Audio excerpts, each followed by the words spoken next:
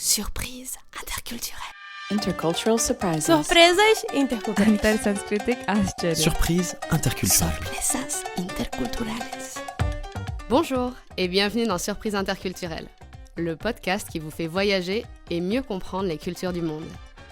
Je suis Charlotte Courtois, conférencière en diversité culturelle et fondatrice de l'ONG Constellatio. Je vous propose de vous raconter des histoires et anecdotes de voyage où j'ai été surprise par des réactions ou des coutumes d'ici et d'ailleurs. Le but ? Découvrir ensemble ce qui est à la base de ces surprises pour savoir comment décoder, comment réagir et comment anticiper tout ça. Allez, je vous laisse découvrir l'épisode du jour. Bonne écoute! L'anecdote que je vais vous raconter aujourd'hui se passe au Chili, où j'ai été l'invitée d'honneur d'un petit déjeuner à la française, pour que vous puissiez comprendre, comme d'habitude, un peu de contexte. Il y a plusieurs années, pendant mon tour du monde, j'ai rencontré une fille super sympa, Julia.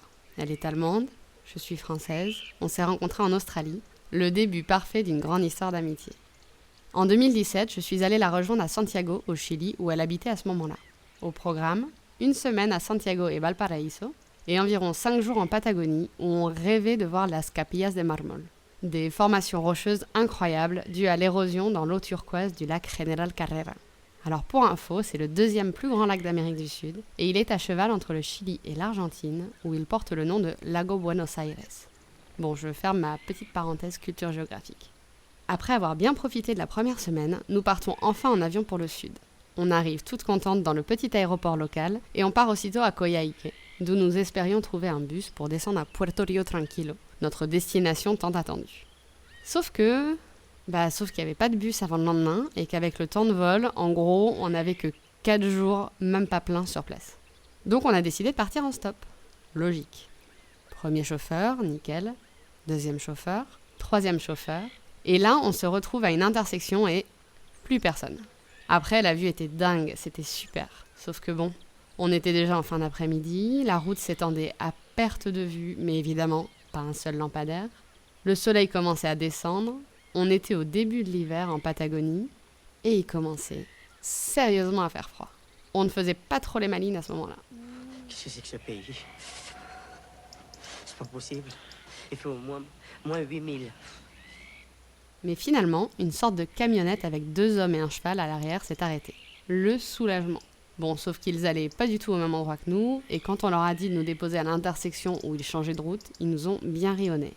Et ils avaient bien raison. Quand on est passé à ladite intersection, il faisait nuit, pas une lumière ni un abri, et c'était dans la montagne, couvert de neige.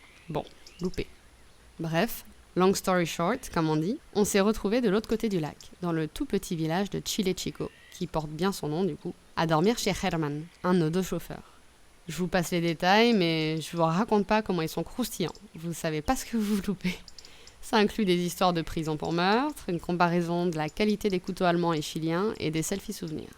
Un jour, je ferai peut-être un épisode juste sur ça, si vous êtes cool. Le lendemain matin, après avoir étonnamment bien dormi, je sors de la chambre, encore un peu dans le pâté, et sur qui je tombe ? 3 hommes. Notre hôte, bien sûr, son comparse de la veille, et le maire du village. Germán était tellement fier d'accueillir chez lui une petite Allemande et une petite Française qu'il était allé chercher le maire de Chile Chico pour le prévenir et pour l'inviter à manger le petit-déj avec nous. Et quel petit-déj, je vous raconte pas. J'aurais bien aimé que tu racontes, moi. Mais si je te raconte. Tout fier, il m'explique qu'ils sont allés chercher le petit-déjeuner spécialement pour moi. Je vous le donne en mille, sur la table se trouvait une belle miche de pain, du fromage et une brique de vin. Bonjour le stéréotype. J'ai fait un petit effort pour ne pas les vexer, mais par chance, j'ai quand même réussi à échapper au verre de vin. Et c'est ça aussi le voyage, être confronté aux stéréotypes que les autres peuvent avoir sur nous. Alors là, j'ai eu de la chance, c'était pas vraiment négatif, c'était juste très amusant. J'ai pris le parti d'en rire, de leur raconter les petits déjeuners typiques français plus en détail et de manger de bon cœur avec eux. Ça peut être justement l'occasion de déconstruire, ou même parfois de confirmer, ces stéréotypes avec eux. Bon, parfois c'est moins marrant, voire très agaçant, voire même insultant. Je suis déjà tombée par exemple sur un Espagnol qui m'assurait que les Françaises ne s'épilaient pas. J'avais beau lui montrer que clairement je m'épilais, il me répondait que c'était parce que j'avais appris à le faire en Espagne. Mais voilà mon conseil du jour. Honnêtement, quand c'est une maladresse ou que ça vient d'une bonne intention, profitez-en pour lancer une discussion sur les stéréotypes qui existent dans différents pays. Attention, je précise quand même que je parle ici de maladresse et de méconnaissance, pas de situation plus grave comme du racisme de la xénophobie ou des microagressions. Là, je serais quand même très mal placée pour donner quelques conseils que ce soit. Et vous alors, est-ce que vous avez déjà été dans cette situation, face à des stéréotypes envers vous, ou que vous-même pouviez avoir envers d'autres cultures? N'hésitez pas à venir me raconter vos anecdotes sur Insta ou sur LinkedIn. Je vous donne rendez-vous dans 2 semaines pour vous raconter une anecdote qui m'est arrivée en Australie. À très vite. Merci d'avoir écouté cet épisode jusqu'au bout.